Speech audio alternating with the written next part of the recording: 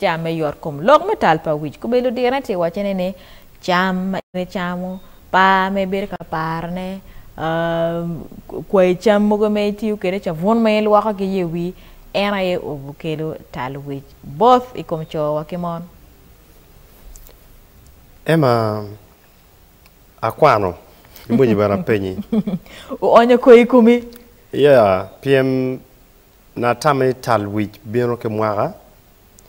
na tamne tal which biro ke genetic inheritance ni joma gangi wi dano polo tallo Parke ye ngole manok and over the years and yang ni there are two things makunyo ino pe bieno ke mwara talpa which kilwa ibino latin mwara pierio tike lwa wiye kiti watching ene gwa stress yo cha kana be genes ma megi inero lwa biene wi ngara mod cha ana tike lwa mod di wiya kanya diere di bere beti diere ke kan ba since I was 12 years old Gena rio adek mo ke ndi ko me ber kenyo now and I take watching the genes pm kati genes no ramon yang you can bear with it pm an kira na dog ko man nge watching kene an lwa kwachi wa lwate what mero bino because genes nero family mon tigla ko lwa ma bino a te lwa ene wano nero igangwa jo pol dan wen yiwi duon kata yiwi ya duongi inoni yiwi gino ber chala ki ruja a cheda ri yo mono yidwate ye ka dano o mwa piera ngwen ri ne dano we gangwa wen wigi ko mata white plain boje bu cock now that is kibotwa now most of the time kid mata ka don chala an ko pat kan ne o mwa piera yo bitiyo but I've been like this kiwaje take o mwa piera yo wi bu ko ewa ye wiya tima leng ben pakere wa dai pati mi mai kan ye wiya luwa ma luwa but mi dugu chene topic ma producer ma megwa kelo ni ma kwano causes ngo ma kelo gini eni ano duo stress ye wi ko pordon pitwi chwe pa mo kena nong tuo ko waji cancer ben ti ye wi tika onyo on pingo ka do pordon mo kena pitwi le mono gulu onye la kero mani kanyo paran wachne donc ye wi ko o wen berukini ana nero yang na ngeni cho kena wi gital wakini na nero mo mono wi gital gitie yes kiti ene kiloni alopecia tuone tie papar an kiti wachini causes mo kanti permanent mo kanti ngo temporary kera pedon wati kwanum la kele wen era madako chunwiye ni chama bena kele on pa wi kumberi shampoo one more me cher kal waka wi shampoo mano peti original bene balo ye wi ngun cho bene cha von mol waka ki wi cha gar ene bene onya ye wi ineno ana waje ni cha von tie mai rama lo ka wi ke beno wi lo ka ni atama kumberi waje ni miro ko daka kwed shampoo ma lo ka wi ani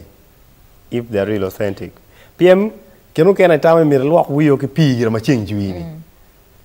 I wi mo ya ket mo money ye ter bin mano timango mano chiru pe wak det skino bet pe eto ko meri ko yene I ramo ti chi cha vun mano cha vun ti chemical ma duong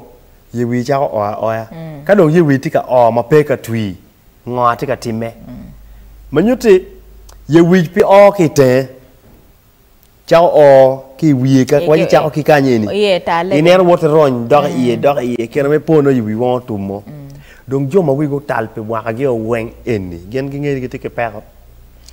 an ko peti ngara mama iye bere yom ka wi ti tal both cho mo cha ka no wa je cho da ko lo ngi gi tal pa wi so they would be comfortable but wa cho wen ka wi futi cha ko tala ba par it's very stressful ke kan energy madana pe lo ye ento ke lo ke ana tikinye mo no ya nene wati ke no yiwe duong wa mege en which are on mod he was very stressed very depressed actually which are kit menena kira de ramo ngat ke we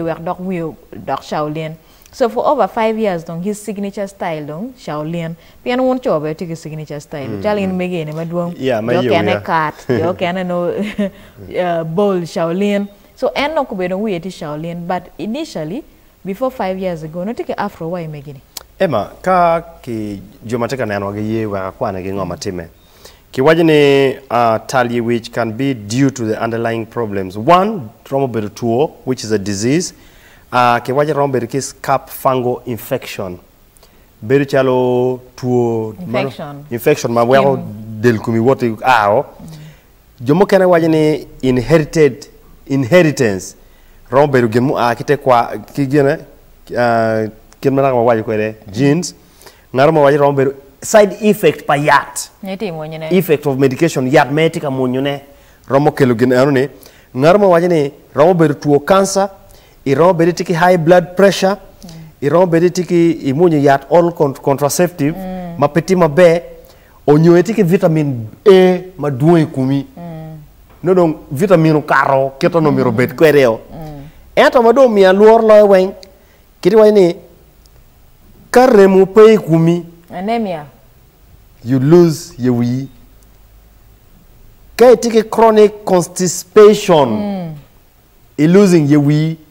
Constipation ke chiaro choma temo kwed mo pe carne. Terra mi chor la ko gimati I mi chiaro wa choron. Romo weko your wee o do nen kong force paroba am. Kidong madong let lo ni lack of sleep. Capenero. You we on.